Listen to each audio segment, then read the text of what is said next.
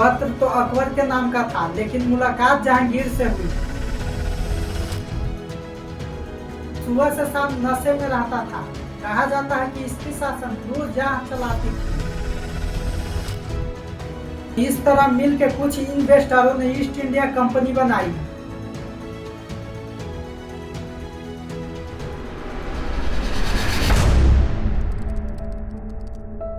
भारत में 1579 में पहला अंग्रेज स्टीफन थॉमस और दूसरा अंग्रेज 1583 में रॉल्फ फिंच आया।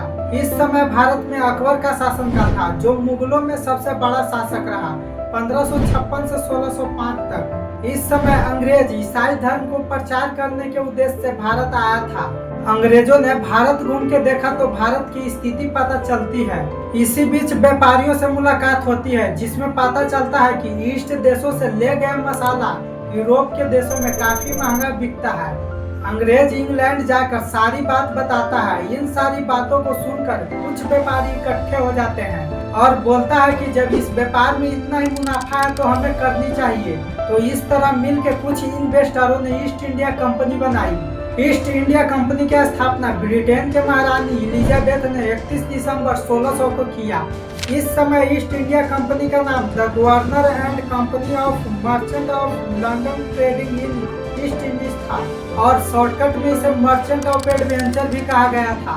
1833 के बाद ईस्ट इंडिया कंपनी नाम पड़ा। इसमें 217 निवेशक थे। सभी निवेशक का कहना था कि आयात निर्यात में जो भी खर्च होगा सभी मिलकर देंगे। बाद में जो भी प्रॉफिट होगा उसमें से महारानी का हिस्सा होगा और बाकी को हम लोग बांट लेंगे। अंग्रेज ने व्यापार का शुरू एक नारा देते हुए किया कि भूभाग नहीं सिर्फ व्यापार। उस समय इनका भारत पर व्यापार करना मकसद नहीं था। यह तो मनुकू आइलैंड पर व्यापार करना चाहते थे। मनुकू आइलैंड काली मिर्च के लिए प्रसिद्ध था। उस समय यूरोप जैसे देशों में काली मिर्च काफी डिमांड में था। जब अंग्रेज मनुकू आइलैंड पर जाते हैं तो पता चलता है कि यहाँ तो पहले से ही डच का कंट्रोल है। डच हॉलैंड के निवासी थे, जो आज नीदरलैंड के नाम से जाने जाते हैं। अंग्रेज ने यहाँ कोशिश तो बहुत की, लेकिन सफलता नहीं मिला। जब यहाँ बात नहीं बनती है तब अंग्रेज इंडिया की तरफ बेड़ा मोड़ देता है। यहाँ भी इनका सामना पुर्तगालियों से होता है। बात नहीं बनता है तो वापस लौटना पड़ता है। 1603 में क्वीन एलिजाबेथ का डेथ हो जाता है और इसके बाद इंग्लैंड का राजा जेम्स 6 बनता है। ईस्ट इंडिया कंपनी के बोर्ड ऑफ डायरेक्टर जेम्स 6 से सारी बात बताता है। जेम्स 6 बोलता है कि अच्छा ऐसा बात है, जरा पता करो वहाँ के राजा कौन है। अगर राजा व्यापार की अनुमति दे दे तो फिर कोई दिक्कत ही नहीं है। इस समय भारत में मुगल सल्तनत का राजा अकबर था और अकबर के नाम पर प्रार्थना पत्र लिखता है।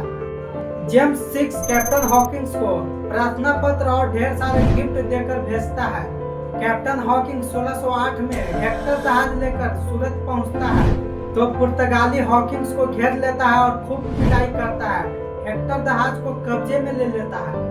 हॉकिंस ढेर सारे गिफ्ट अकबर के लिए लेकर आया था, जिसमें से कुछ गिफ्ट पुर्तगालियों को देकर अकबर से मिलने के रिक्वेस्ट करता है। 1605 में अकबर की मृत्यु हो चुका था। इसकी जानकारी पुर्तगालियों को भी नहीं था। अकबर के गद्दी पर अब जहांगीर आ चुका था। 1609 में कैप्टन हॉकिंस जैसे तैसे करके आगरा पहुंचा। पत्र तो अकबर के नाम का था, लेकिन मुलाकात जहांगीर से हुई। जहांगीर को सारी बात बताता है। कुछ गिफ्ट जहांगीर के लिए बचा के लाया। गिफ्ट में पेंटिंग, रेड वाइन इत्यादि और भी सामान था। पेंटिंग को देखकर जहांगीर खुश हो गया।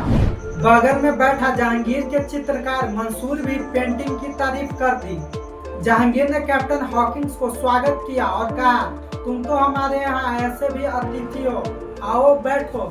लेकिन हॉकिंस का एक ही मकसद था, व्यापार के लिए अनुमति लेना। जहांगीर मुगल सल्तनत का एक ऐसा शासक था जो अपने शासनकाल में नशीले पदार्थों पर रोक लगाया, लेकिन खुद पर नियंत्रण नहीं था। जबरदस्त पीता था, सुबह से शाम नशे में रहता था। कहा जाता है कि इसकी शासन नूरजहां चलाती थी। जहांगीर सिर्फ नशे में नहीं रहता, खतरनाक आदमी भी था। एक सैनिक ने हॉकिंस के सामने जहांगीर को तनख्वाह बढ़ाने के लिए कह दिया तो जहांगीर ने सैनिक को शेर से लड़ने के लिए पिंजरे में डलवा दिया। हॉकिंस मौके के तलाश में रहा था कि कब जहांगीर से बोलूं। एक दिन शाम को जब जहांगीर शराब पी रहा था तब हॉकिंस ने बोला, भाई साहब थोड़ी बिजनेस के बारे में बात करनी। जहांगीर बोलता है, बट पगले नशे में समझ रहा है जहांगीर को। मतलब हॉकिंस को सब कुछ दिया, 400 लोगों के मनसबदारी प्रथा के लिए वेतन, इसी के पसंद के लड़की से शादी भी कराई। हॉकिंस 3 साल आगरा में बिता दिया, लेकिन व्यापार की अनुमति नहीं मिला। जब वापस इंग्लैंड लौट रहा था तब हॉकिंस का डेथ हो गया। ईस्ट इंडिया कंपनी ने 1615 में थॉमस रो को आधिकारिक राजदूत बनाकर जहांगीर के पास भेजा। जहांगीर ने थॉमस रो को समुद्री तट पर व्यापार करने की अनुमति दी। अंग्रेज ने पहला व्यापारी कोठी मसूलीपट्टनम में बनाया। कहा जाता है कि थॉमस रो ने एक गुलाब गिफ्ट कर दिया और जहांगीर ने अनुमति दे दिया। ईस्ट इंडिया कंपनी का नजर बंगाल पर था, क्योंकि इस समय वर्ल्ड का 1/4 लार्जेस्ट टेक्सटाइल इंडस्ट्री बंगाल के पास था और उपजाऊ मिट्टी भी। इस समय बिहार, झारखंड, उड़ीसा, बांग्लादेश और पश्चिम बंगाल को मिलाकर बंगाल को एक टेरिटरी बनाया गया था। धीरे धीरे समय बीतता गया और बंगाल पर नियंत्रण औरंगजेब का मामा शाइस्ता खान का हो गया। शाइस्ता खान के समय पर ईस्ट इंडिया कंपनी के तरफ से 2% का टैक्स आता था, लेकिन कुछ समय बाद शाइस्ता खान ने 3.5% टैक्स का मांग करता है। इस समय ईस्ट इंडिया कंपनी में एक एरोगेंट अधिकारी जोसिया चाइल्ड आया था, जो 3.5% टैक्स देने से इनकार कर देता है। जब औरंगजेब को पता चलता है तो सैनिकों द्वारा जोसिया चाइल्ड को बंदी बनाकर दरबार में लाया जाता है। यहाँ घुटने टेक कर जोसिया चाइल्ड को माफी मांगनी पड़ती है। 1707 में औरंगजेब की मृत्यु के बाद फारूक सियर आया। ईस्ट इंडिया कंपनी के अध्यक्ष जॉन सेरोमन इस बार फारूक सियर के बारे में पूरी तरह से रिसर्च करके आया और साथ में एक डॉक्टर लाया। फारूक सियर के गलत जगह पर एक फुंसी था, जिससे उसे उठने बैठने में काफी कठिनाई होती थी। डॉक्टर फारूक सियर के फुंसी को ठीक कर देता है। कहा जाता है कि फारूक सियर खुशी से हाथ का अंगूठी, गले का चैन और 5000 रुपया दे देता है, जो उस समय बहुत मोटी रकम था।